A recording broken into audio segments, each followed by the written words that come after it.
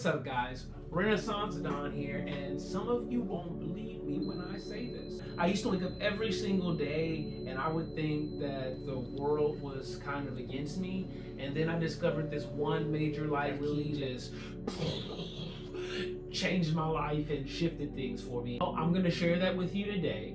Again, I'm Renaissance Don, and my goal is to motivate people and help you feel motivated and maybe help bring some space into your life. Okay? And the first key that am going to share with you in this series right here that I've devised is gratitude and compassion are key.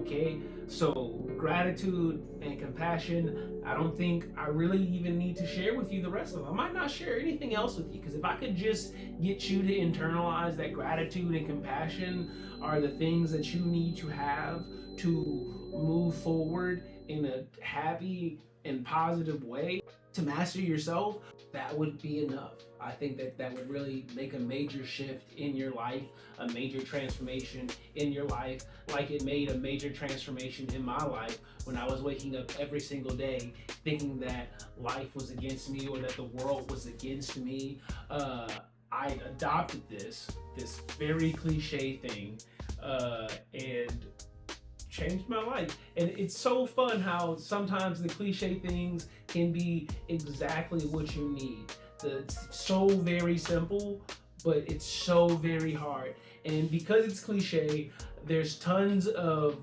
research and talk about it that's already done. So I'm going to tell you what some of the greats of the past have said. You ready? Jim Rohn said, "Learn to be thankful for what you already have while you pursue all that you want."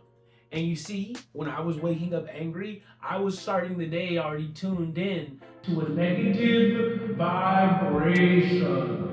And one of my favorites, Bob Proctor, he says gratitude is actually the highest frequency that you can tune into. It's not just positivity, but gratitude, that being thankful, it aligns you with abundance, right? And so if you can be grateful in the moment for, I don't know, the money that is coming to you in increasing quantities through multiple sources, then you can align with it and bring yourself to that reality.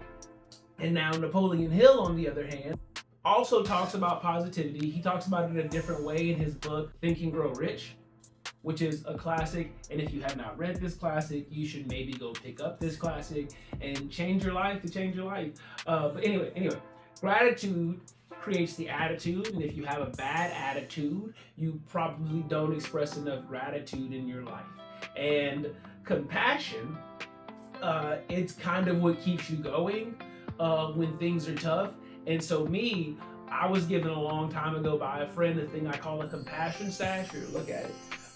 I know it's full, right? And you can take it and you can put it in your pocket, and whenever someone's upsetting you or situation's upsetting you, you can mentally take out some compassion and sprinkle some compassion on that person, on that situation, on yourself. Whoever needs the compassion, just sprinkle it out. It doesn't run out. I gave somebody one the other day or the other week, and apparently theirs was like a suitcase filled with compassion that they just was keeping in their pocket. I don't know how they keep suitcases in their pocket, but get you a compassion stash. Actually, here, put your hand out. There's one for you right there, filled with compassion. You can use it whenever you want. And so imagine this, you're outside, you're in the garden, you plant some seeds, right? If you curse the dirt, stomp around, and yell at the rain, will your plants grow faster? No, they will not. No, they will not. Because gratitude itself is the sunlight, and compassion is the rain, and you should just be grateful and hold compassion while they nurture everything, right? And in my brain, I like to go as far as to think that they're nurturing everything on my behalf.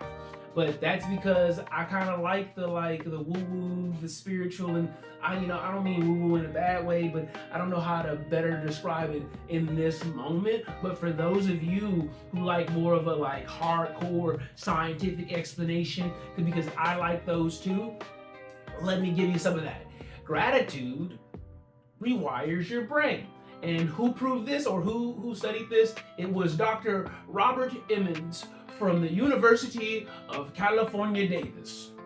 And he found that people who keep daily gratitude journals feel 25% happier, exercise more, and have fewer physical complaints. Gratitude activates your brain's reward system, which was proven by neuroscientists at UCLA. They discovered that gratitude activates brain regions associated with dopamine production. And dopamine, as most of you know, is your natural feel-good chemical.